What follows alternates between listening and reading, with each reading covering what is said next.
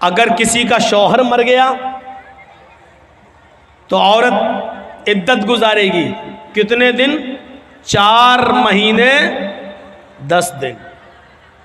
اگر کسی عورت کا شوہر مغرب سے پہلے انتقال کیا ہے، مغرب کی اذان سے پہلے انتقال کیا تو وہ دن عدت میں شامل کیا جائے گا، 1 دن مانا جائے گا۔ مان لیجئے آپ کے ہاں 6 بجے مغرب کی اذان ہو رہی ہے اور 5 بجے کسی کا شوہر انتقال کیا ہے، تو 5 بجے انتقال کرنے کے بعد بھی اس کا پہلا دن مانا جائے گا، کیونکہ ابھی تاریخ وہی ہے، مغرب کے بعد تاریخ چینج ہوگی، مغرب سے پہلے نہیں، وہ پہلا دن مانا جائے گا۔ یہی عقیقے میں بھی یہی دیکھا جائے گا، 7ویں دن جو بچے کا عقیقہ کیا جاتا ہے یہیں سے دیکھا جائے گا۔ مان لیجئے آپ کا بچہ جمعے کے دن مغرب سے پہلے پیدا ہوا ہے تو جمعے کا دن پہلا دن مانا جائے گا، جمعہ، سنیچر، اتوار، سوم، منگل، بدھ، جمعرات۔ اب عقیقہ کب ہوگا؟ جمعرات کو۔ اور اگر جمعے کے دن مغرب کے بعد بچہ پیدا ہوا ہے، مغرب کے بعد، تو جمعے کا دن نہیں جوڑا جائے گا، پھر سنیچر کا دن جوڑا جائے گا، پہلا دن، سنیچر، اتوار، سوموار، منگل، بدھ، جمعرات، جمعہ۔ اب عقیقہ کب ہوگا؟ جمعے کے دن ہوگا، اس بات کو یاد رکھیے گا۔ اور 7واں دن کب پڑے گا؟ جمعے کا دن۔ اگر جمعے کو مغرب کے بعد بچہ پیدا ہوتا ہے تو عربی میں مہینے کی شروعات مغرب کے بعد سے ہوتی ہے۔ ہم لوگ چاند کب دیکھتے ہیں؟ مغرب کی اذان ہو جاتی ہے، نماز کے بعد دیکھتے ہیں، اور جب چاند ہو گیا تو وہیں سے مہینہ شروع، وہیں سے تاریخ شروع، وہیں سے 1 تاریخ ہو گئی، اور وہ دوسرے دن مغرب تک 1 تاریخ رہے گی۔ جو شب قدر میں آپ رات جاگتے ہیں تو کب جاگتے ہیں؟ 20واں روزہ ہوتا ہے، مغرب کے بعد 21ویں رات شروع ہو جاتی ہے، آپ 21ویں، 23ویں، 25ویں جو رات جاگتے ہیں وہ اسی حساب سے جاگتے ہیں۔ تو میرے بھائیوں، عورت اگر 5 بجے اس کا شوہر ختم ہوا ہے تو وہ پہلا دن مانا جائے گا عورت کا، 1 دن، اس کے بعد 4 مہینے اور 10 دن۔ یہ 4 مہینے 10 دن عورت کی عدت کے دن کیوں شمار کیے گئے آپ کو معلوم ہے؟ تاکہ مرے ہوئے آدمی کا حمل اس عورت کے پیٹ میں نہ ہو سکتا ہے کہ وہ چھپا رہی ہو، حمل پیٹ میں نہ ہو۔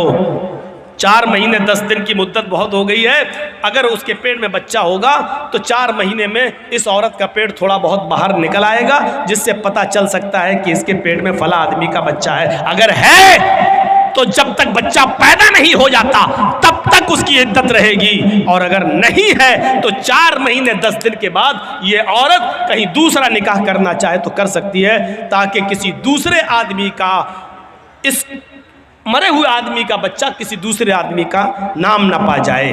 یہ اسلام نے ایک باؤنڈیشن لگا دی ہے، باؤنڈیشن بہت سختی ہے اس معاملے میں۔ ہاں، خلا کا معاملہ تھوڑا سا الگ ہے۔ ایک چیز ہوتی ہے مرد طلاق دینا نہیں چاہتا، عورت طلاق لینے پر مصر ہے، نہیں ہمیں طلاق چاہیے، ہمیں نہیں رہنا ہے تیرے پاس۔ مان لیجئے بہت سا شرابی جواری آدمی ہے، عورت نہیں رہنا چاہتی ہے اور آدمی اس کو طلاق نہیں دینا چاہتا، نہیں ہم نہیں دیں گے۔ ایسی صورت میں عورت خلا لیتی ہے۔ خلا یہ ہوتا ہے کہ قاضی کو بٹھائے گی یا 4-5 آدمی کو بٹھائے گی اور کہے گی کہ مجھے اس کے ساتھ نہیں رہنا ہے، آپ لوگ گواہ رہیے، میں خلا لے رہی ہوں، یہ طلاق نہیں دے رہا ہے، لہذا وہ قاضی نکاح فسخ کر دے گا اور وہ عورت اب آزاد ہو گئی۔ آدمی چاہے طلاق دے یا نہ دے، عورت خلا لے لی ہے، اب یہ آزاد ہو چکی ہے، لیکن اس کے باوجود اس کو 1 پیریڈ، 1 حیض تک رکنا پڑے گا، وہ دوسری شادی نہیں کر سکتی ہے جب تک کہ اس کو 1 پیریڈ نہیں آ جاتا ہے۔ 1 پیریڈ کا مطلب اس کو، عورت کو جو ہر مہینے جو ہر عورت کو جو خون بلڈ آتا ہے، 1 پیریڈ، جب تک وہ پیریڈ نہیں آ جاتا ہے تب تک وہ دوسرا نکاح نہیں کرے گی، اور پیریڈ آنے کے بعد پھر وہ دوسرا نکاح کر سکتی ہے۔ پیریڈ آنے کا مطلب یہ ہے کہ وہ حاملہ نہیں ہے، یعنی جس آدمی سے اس نے خلا لیا ہے اس کا بچہ اس کے پیٹ میں نہیں پل رہا ہے۔ اب سوچئے اسلام نے کتنی باؤنڈیشن لگائی ہے کہ آپ کے پیٹ میں پلنے والے بچے کو اس کے اصلی باپ کا نام ملے، وہ بچہ جب باہر آئے تو اپنی نسبت اپنے اصلی باپ کی طرف کر سکے۔